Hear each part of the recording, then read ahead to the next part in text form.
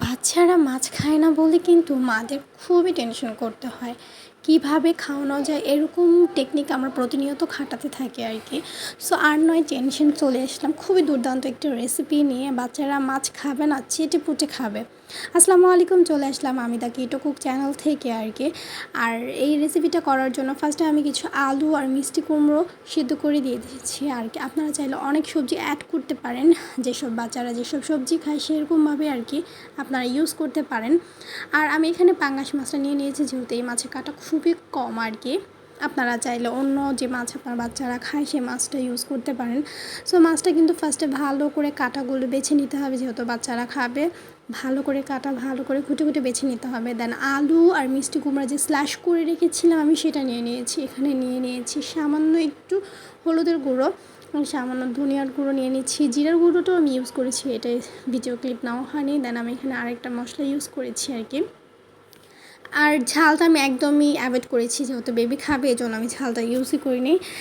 শুধু যে বাচ্চারা খাবে তা না, বড়দের জন্য এই রেসিপিটা খুবই প্রযোজ্য। যারা সব মানুষরা আর কি এই রেসিপিটা মানে মাছ খেতে চায় না আর কি, তাদের জন্য এই রেসিপিটা করে দিতে পারেন, তারাও খুব মজা পাবে।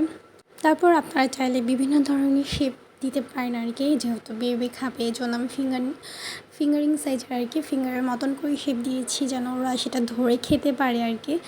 আপনারা 2 বছর থেকে বাচ্চাদেরকে এটা দিতে পারেন আর কি, ইভেন কি 10-12 ইভেন বড় বাচ্চাদেরকেও দিতে পারেন, যেসব বাচ্চারা আর কি মাছ খেতে চায় না। দেন তারপর আমি একটি গরম একটা পাত্র নিয়ে নিয়েছি আর সেখানে তেল দিয়ে দিয়েছি। আর আমি এখানে ব্রেড ক্রাম্বস নিয়ে নিয়েছি, আপনারা চাইলে এটা অ্যাভয়েড করতে পারেন। আমি জাস্ট একটু বাচ্চার আকর্ষণ বাড়ানোর জন্য আর কি এটা ইউজ করতেছি, এমনিতে বাচ্চা মাছ খেতে চায় না তাই। দেন এখানে আমি হলো গিয়ে এটা সুন্দর করে ব্রেড ক্রাম্বগুলো আর কি মাখিয়ে আমি এটা দিচ্ছিলাম আর কি।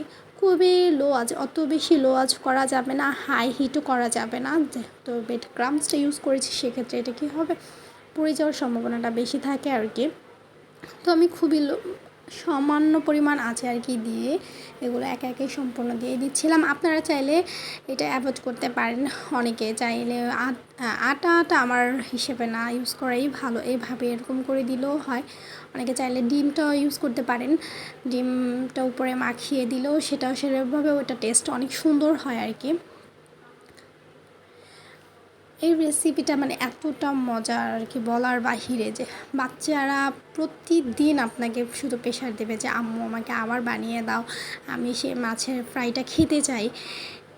এতে আপনার কষ্টটা খুবই কম হবে আর ইজিতে বাচ্চাদেরকে ফিশ খাওয়ানোটা খুব সহজ হয়ে যাবে। আর মানে মাছ নিয়ে বাচ্চাদের পিছিয়ে ঘোরাঘুরি করার কোনো প্রয়োজনই পড়বে না। দেন অনেক সুন্দর কিন্তু একটা কালার আসছে, সেটা ভাজার পর আমি একটা প্লেটে পরিবেশন করে নিয়েছি। যেহেতু বাচ্চারা খাবে তাদের জন্য আর কি একটু ডেকোরেশন তো চলেই আর কি, তারা যেন দেখে আর কি এটার প্রতি আরও বেশি আকর্ষণ হয়। এটা খুবই নরম হয়েছে, এত বেশি শক্ত হয়নি, যেন বাচ্চারা খুব সহজে খেতে পারে আর কি। শুধু বাচ্চারা না, বড়দের জন্য বা বিকেলে স্ন্যাক্স হিসেবেও কিন্তু এই রেসিপিটা আমরা ট্রাই করতে পারি। এতে কিন্তু খুবই আমাদের উপকার হবে। একটি গেস্ট আসছে বিকালে, সামান্য গেস্টের জন্য আর কি খুব সহজ উপায়ে আর কি এই রেসিপিটা আমরা ট্রাই করতে পারি। আর টেস্ট বলতে আলহামদুলিল্লাহ অনেক ভালো হয়েছে, আমার কাছে তো অনেক মজা লেগেছে। শুধু যে বাচ্চা খেয়েছে তাই না, আমাদের ঘরে আমরা সবাই এই রেসিপিটা ট্রাই করেছি, খুবই মজা হয়েছিল। সো আপনারাও ট্রাই করবেন, তো অনেক একটা মজার একটা রেসিপি। আল্লাহ হাফিজ।